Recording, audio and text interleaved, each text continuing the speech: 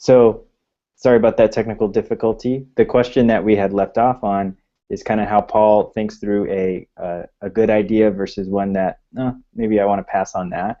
And so, Paul, something I was hearing from you is you were thinking a good idea often is something that you really resonates with you in terms of I want to join this crew and start working with them. So maybe if there's someone out there that really wants to pitch an idea or a startup to a VC firm, it sounds like they should look at the bios of the people they're pitching to and hope there's some resonance there.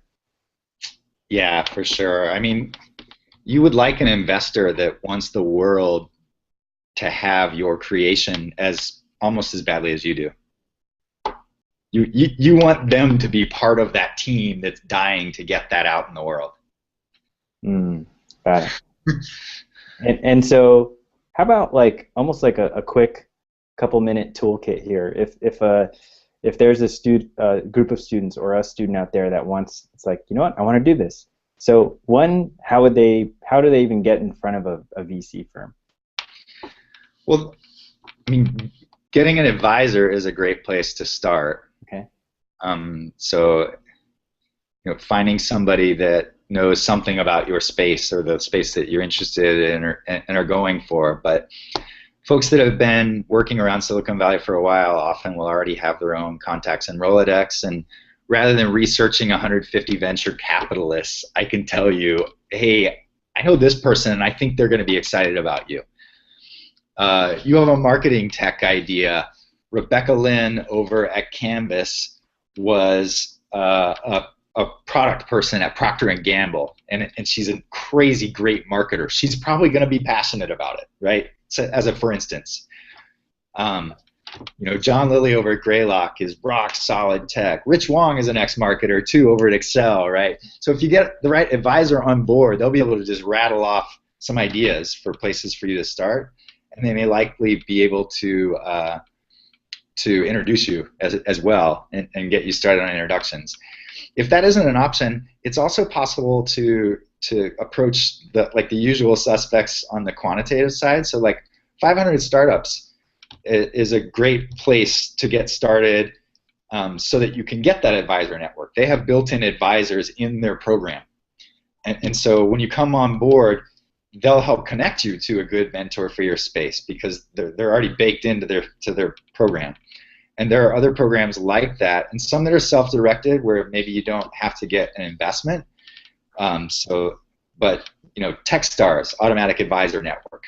So there are a lot of programs out there that will get you started in the advisor network. Having a good advisor around is key, though, because the alternative is you have to learn something about every venture capitalist in Silicon Valley if you want institutional money to fund. And you do. You want your first funding round to be from somebody that's going to be very helpful and is very passionate. That's actually more important than the valuation in your first round, is how much help will you get from the investor. And so getting a great mentor or advisor on board is a first step to getting a great investor on board. And then once they are able to get in front of someone to make their pitch, is there a tip you have on how to do an effective pitch? Dave McClure publishes great stuff. I know to go back to 500 startups, but Y Combinator publishes great stuff. Honestly, I would go to the guides, and maybe you pride yourself on being a little bit different in life. Your pitch deck probably isn't the place to do that. Like the first slide should be the problem. The second slide should be an executive level elevator pitch version of how you're solving the problem and how the world is Shangri-La once you've solved it. And then from there, like, the decks will go through. But you have to talk about the problem. You have to talk about how you solve it. You need to talk about strategy a little bit, which sometimes includes competition. And you need to talk about the people in your team, so that the team. And at a very top level, market size was the one other that I skipped in there. There needs to be an important or large market somewhere nearby you. But again, Dave and Y Combinator have both published really great. They've published good enough tip guides that I don't even bother trying. Any other thought leaders that you follow? Well, I came up through product and design, and eventually marketing as well. But and so I follow. I like Alan Cooper. I think for design, he's sort of over the top great. Um, I do like following some of the product blogs and some of the growth hacker blogs around distribution, if you will. Um, yeah, I love Christine over at 500 Startups. I've mentioned it a few times. I actually do love Rich Wong down in Excel too. Sharp guy. Doesn't publish enough though. That's the complaint. But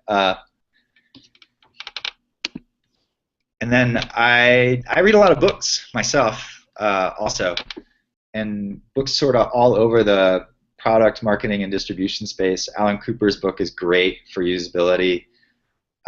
Influence, don't make me.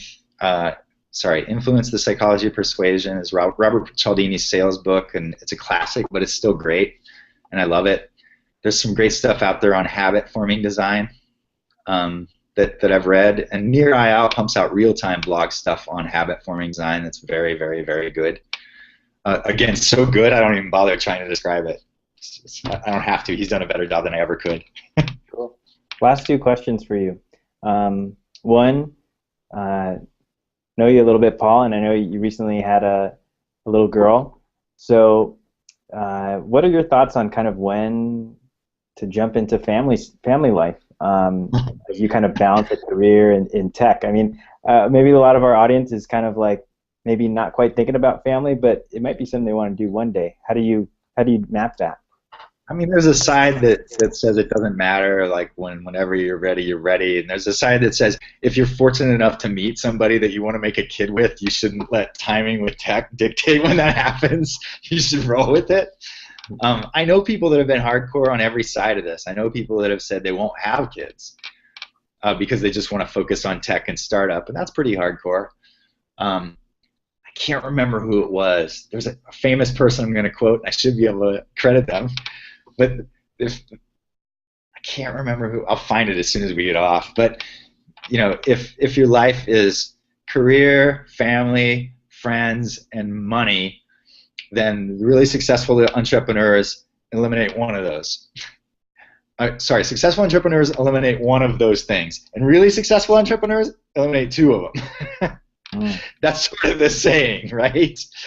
So entrepreneurship is ridiculously competitive. And there is a thought to it's hard to do the family while you do it, but I don't know. I've done both at the same. I was a late bloomer on the family thing. I'm 45 and I have a 2-year-old now, so it's not like I went out when I was 22 and got married and had a baby. So I don't know if I have perfect advice there. Yeah, it seems kind of like an imperfect.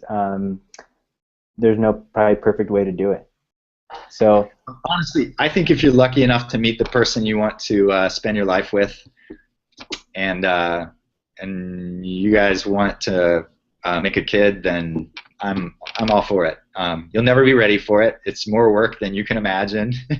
Even compared to a startup, it's more work than you can imagine. And somehow you force yourself to get through it, just like surviving a successful startup. Yeah, we'll have to do advice on dating another time. Sounds like you have some thoughts on that. So my last question for you, if there was a piece of advice you'd tell your Stanford self, Paul, way back in the day, what would it be now, knowing what you know now?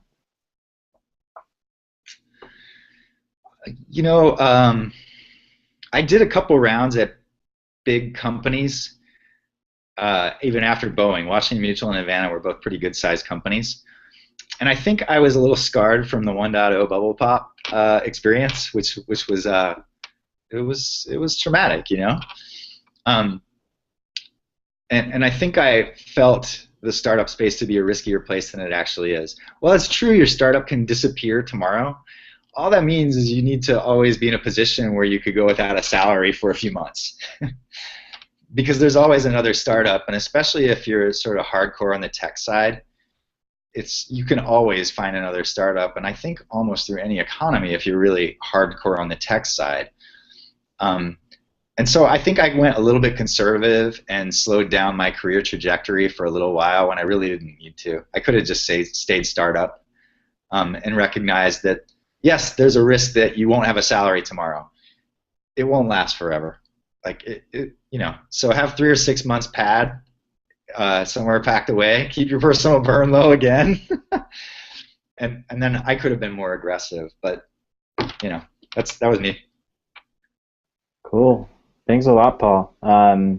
We really appreciate you coming on Unplugged at Stanford to share so much about your journey, and I think a lot of students are going to be taking a lot of golden nuggets from this and replaying it over and over. So thanks again, and until next time we see you here on Unplugged at Stanford.